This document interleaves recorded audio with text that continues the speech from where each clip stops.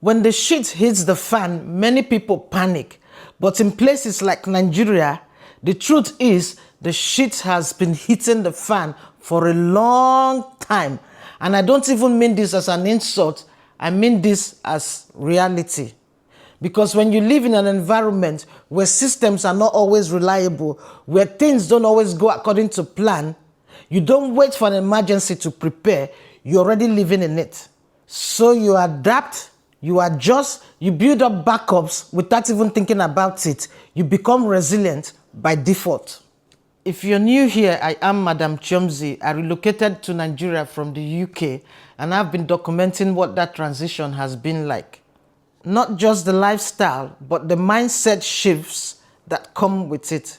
So if that's what you're interested in, you're definitely in the right place. Now let me tell you what made me to start thinking about all of this.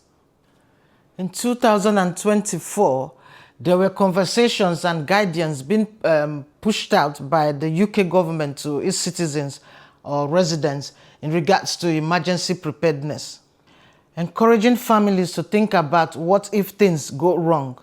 A website was built for this initiative. The purpose was to help families or households or communities prepare for emergencies such as power outages, water supply problems, and flooding, pandemics. Then I think in 2025, added emergencies like war. In case of war, people should also prepare. And I don't think most people really know about this, people that live in the UK, because I remember speaking to a few people and they didn't even know that we were asked to prepare then in the UK. And so I won't go into details, just they gave you guidance, have things to have in your house, just backups, have supply, extra food supplies and things, have radio, crank radio, have torchlight, batteries, and so many other things, have water, water, canned foods, and so on and so forth. So basically, families or people were encouraged to plan, stock up, and prepare for disruption. And I remember thinking, that's interesting, because in Nigeria, people don't need to be told to prepare. Preparation is already part of everyday life here in Nigeria. So it got me thinking, if everything were to shut down tomorrow, would I survive or just wait for help? We've been taught that places like the UK are the ideal. Everything works, everything is structured, everything is reliable. And then there's Nigeria where things don't always work. But what if what looks like strength is actually a hidden weakness? Think of it this way. The UK is like the military, and Nigeria is like a survivor. In the UK, everything is centralized. Electricity, water, gas, food systems. It's efficient until something breaks, because when one system fails, everything fails it. In Nigeria, systems fail often, but people do not sit and wait, they adapt. Generator, boreholes, there are alternatives. Life doesn't stop, it adjusts. The UK is built for comfort, but Nigeria is built for survival. But here's the question. If comfort makes life easier, could it also be making you weaker? Comfort feels good, but what if it's slowly making you weaker? When everything works, you stop thinking about how to survive without it. You stop preparing, you start depending. Living in the UK, life is structured. Things work, systems are reliable. And because of that, you become comfortable. Not lazy, but comfortable. You don't need to think deeply about survival. You don't need to question access. Food is always available, electricity is constant, water runs, everything is predictable. And then you come to Nigeria, life is no longer about convenience, but it's about capability. Can you function when things don't go as planned? Can you adjust when systems fail? Because here, that's not a what if, it's everyday life. One of the things that Nigeria is teaching me is patience. Nigeria will teach you patience whether you like it or not, because things don't move at your pace. You can't rush electricity, you can't rush traffic, you can't rush systems that are already stretched. In the UK, there's this mindset, if I want it, I should get it now. But Nigeria breaks that expectation. You go somewhere and you'll be told, come back tomorrow. You wait hours for something that should take minutes. At first, it's frustrating, but over time, you begin to understand something deeper. Not everything is within your control. And instead of constantly fighting that reality, you learn to flow with it. Patience stops being weakness, it becomes strength. And this actually reminds me of the scripture, I think that's in James, where it says you should count it for all joy when you go through difficult times or trials or hardships, that you should count it joy, because everything you're going through is working patience in you, and when patience, you should allow patience to do its work so that you become complete, you become mature, lacking nothing. It reminds me of it, because sometimes we see the things that's what I'm beginning to see, that some things that if you live in the West or you're from the West, you see as negative in Nigeria. But when you look at them with a different perspective, you see that those things are actually building strength and maturity in you. Because in the West, it's just, I want it, I get it. Buy today, deliver today. You expect, it's as if the world revolves around you. When things don't, just little delays, you throw tantrums like a baby. But when you come to Nigeria will teach you patience. If you don't want to, you just have to be patient, and you don't have an option. You have to learn it. It's as simple as that, or you'll be so frustrated. And you constantly being frustrated is also harming you. It doesn't change anything, to be honest. So I think most times we see it as negative, but looking at it in a deeper sense, it is building something in you. It's making you learn patience, which is a virtue.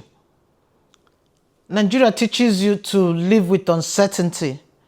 Nigeria teaches you to be adaptable. That's another thing I've seen in Nigeria that is really, really good. It forces you to be adaptable, because nothing is 100% certain. You can wake up with a plan and within hours, everything changes. And that's Nigeria for you. Highly unpredictable. No light, no network, something breaks, something delays you. So what do? You adjust. You start thinking ahead, what if this does not work? And you build alternatives. Plan A fails, you already have plan B. Plan B fails, you're already thinking plan C. And slowly, you become someone who can function in chaos. That's not just a skill, that's survival intelligence. Another thing that Nigeria teaches you is resilience. Resilience in Nigeria is not built in one big moment. It's built daily. In the small frustrations, the waiting, the unpredictability. At first, it drains you, but over time, something changes. You realize you're not reacting the same way anymore. Things that would have ruined your entire day before, now you just handle them calmly. And that's when it hits you, you're becoming stronger. Not because life is easy, but because you're learning to endure it. Another thing that Nigeria teaches you, or is teaching me, is it will teach you to be resourceful. Nigeria will teach you how to figure things out, because things are not always straightforward. there's no clear manual for everything. So you ask questions, you connect with people, you find solutions. You stop waiting for a perfect system. You start creating your own. And that shift is powerful because you move from being dependent to being capable. One thing that I really like about Nigeria is the fact that land is cheaper here and not as heavily regulated, I would think, hope I'm not wrong, like in the UK. So you have access to land a lot here. And one thing that I've decided to do, or one of my missions here, for me, personal goal, is to learn how to grow my own food. I'm going to start, or rather I'm starting, I don't know anything about farming, and I'm starting just one thing at a time. That's what I've decided to do. In the UK, most times you don't even know where your food is coming from. And I think learning to grow your food, it's a skill that everyone should know how to do. And I don't want to go into things before people say, oh, you're trying to scare people. I'm not trying to scare anybody. But food is becoming something that it's getting expensive, not just in Nigeria, all over the world. So I would advise people, it's hard from my experience to learn to gardening. Gardening is hard. But that's something I would advise people to learn to do. So Nigeria trains you for reality.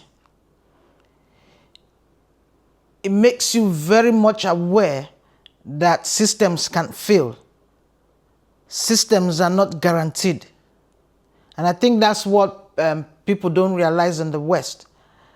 So when something like that, the government asking people to prepare, it made me to really start thinking about things. And as I was saying to my husband, do you know, if they just electricity, power outage in the West, it would disrupt literally everything, will become standstill. So that's the weakness in centralized systems. Places without systems is a bit messy, but things don't shut down if something goes wrong, because there's not one point of failure. I don't know if you guys understand me. So that's the disadvantage. So sometimes the things that, everything that is a blessing, or everything that has an advantage has a disadvantage. For centralized systems like in the West, if something like electricity, I tell you, people would die. And I'm not joking. I'm not joking. It would disrupt a lot. Food chains, the logistics, things will be disrupted a lot. Water, heating, gas. So many, even the ATMs, so many things are tied to power or electricity. So, but when you come to Nigeria, NEPA take lights, and so power outage is not a big deal. Water, let's take water. In the West, if there's water, we've had wet pipes, we had pipes busting, and the supermarkets see people fighting for water. So, but here you have the luxury of being able to dig your borehole, get your water, purify your water yourself. You can get your lights. All those things here, they're expensive to do that. But it's also a blessing. There's an inconvenience that comes with it, but it's a blessing. So sometimes the things that we think are the negatives are also positives. Like here, you can decide to have any number of chicken, goats in your compound, you're fine. But places like UK, these things are heavily regulated. You cannot just come and pack chicken and be filling your house, or you come and killing chicken. You know? So the things that we see as disadvantages or they're not working or we see as chaos, it's also they're also like blessing in whether it's blessing in disguise or what. Because if things were to go wrong in the West, a lot of people would not survive, and that is the truth. But Nigeria teaches you mental flexibility. That's another thing it teaches you that is so powerful. It teaches you, the only way that I can describe it is when Paul says in the Bible, I've learned to be content. Whether I'm living in plenty or I'm living in less, he's learned to be content. I think that's the only way I can describe it.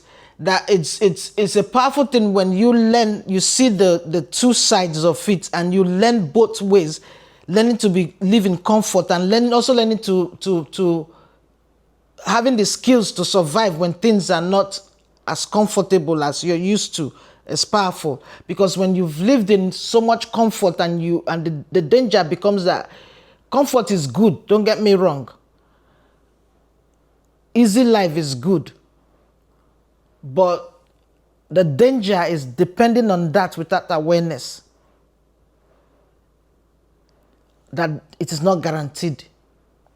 Because comfort gives you ease, but capability gives you control. And you need both to be balanced. If you're just living in comfort, you're living in an illusion. So you need both so that you can be balanced or a well-rounded human being. So you don't just want to build a comfortable life, you also want to build a life that you can survive. Because in a world that is constantly changing, the strongest people are not the ones with the easiest lives. They are the ones who can adapt no matter the changes. Those ones are the strongest. Because real security is not in systems, but in your ability to function with or without them. Survival is not something you switch on in an emergency. It's something you build daily through discomfort. Now, let me say this clearly. It's not about where you live. It's about what you're capable of.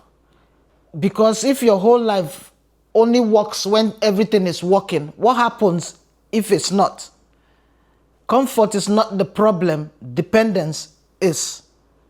So the real question is, are you comfortable or are you capable?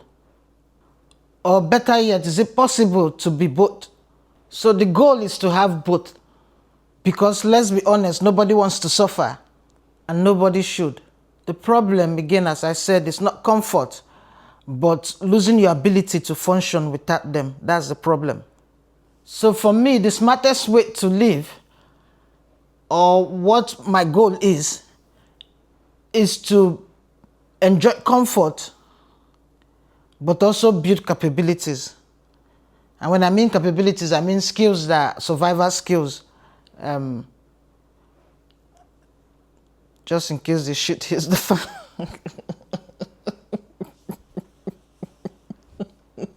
So what it means that I can live in a structured system, but also know how to operate without it.